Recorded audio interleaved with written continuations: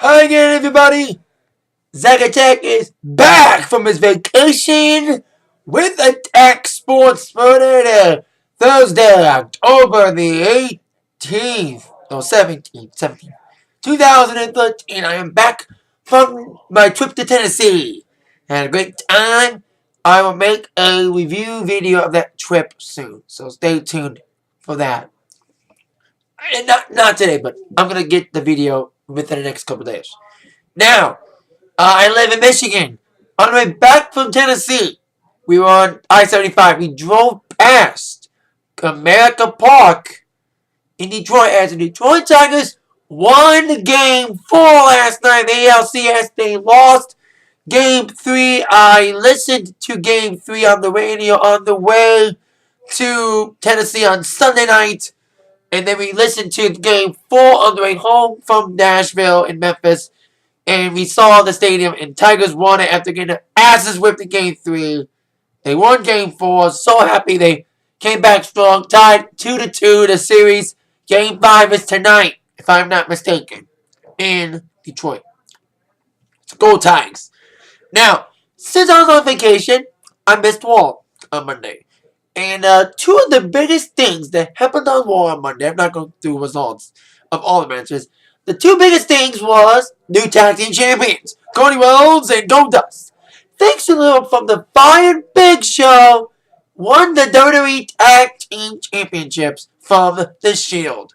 Big Show came from the crowd and knocked out Roman Reigns and Rollins, and Triple H was fuming. So we'll see what Triple H has to say on Raw on Monday, and also be more specific on SmackDown Friday. So we'll see what happens there with new tag champs Cody and Goldust since they came back. And also we got a match made for Hell in a Cell. A new match added for the pay-per-view. CM Punk and Ryback would beat the clock challenges to see who would name the stipulation for the match at Hell in a Cell. Well, Punk won the beat the clock challenge, which Paul Heyman feared. And boy oh boy, it's going to be a handicap Hell in a Cell match, Punk, Heyman, and Ryback.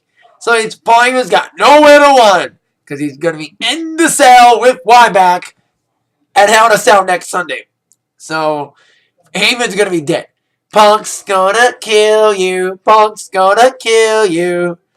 I know it's a parody of Joe's gonna kill you. Joe's gonna kill you. Segue for TNA Impact Wrestling preview for the night. The last Impact before Bound for Glory this Sunday.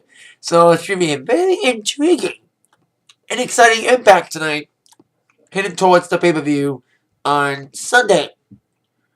We have the top 5 questions that must be answered tonight. Starting with question number 1. Actually, question number 5. What will happen several matches involving members of the Tag Team Gauntlet match and the Tag Team Champions. Now we have what happened to Tag Champions Gunner taking on Nux from Ace and Eight tonight. And of course, Gunner and James Storm will defend the titles this Sunday at Bound for Glory.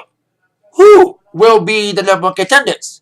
We'll find out on the pregame show. The countdown to Bound for Glory at 7 o'clock on Spike TV Sunday would have a 4-team Tag Team Gauntlet.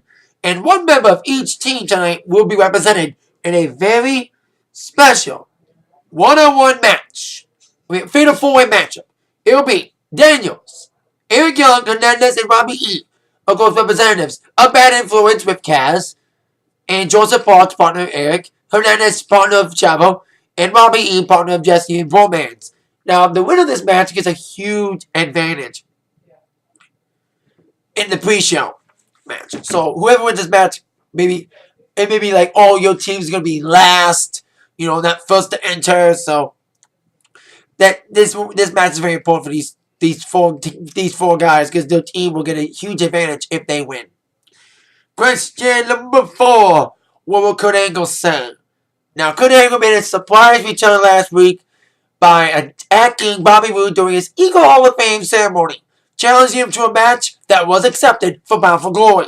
So it'll be Kurt Angle's first major speech since coming back from rehab after another DUI. So nice to see Kurt back. We'll see what Kurt has to say about being back and going to the Hall of Fame this Sunday, TNA's Hall of Fame this Sunday.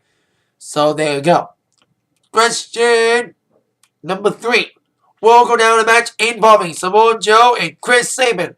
Now, these two guys are going to be in, of course, the fatal 5-way alternate match this Sunday for the X Division Championship. Manic defense against Sabin, Joe, Jeff Hardy, and Austin Aries.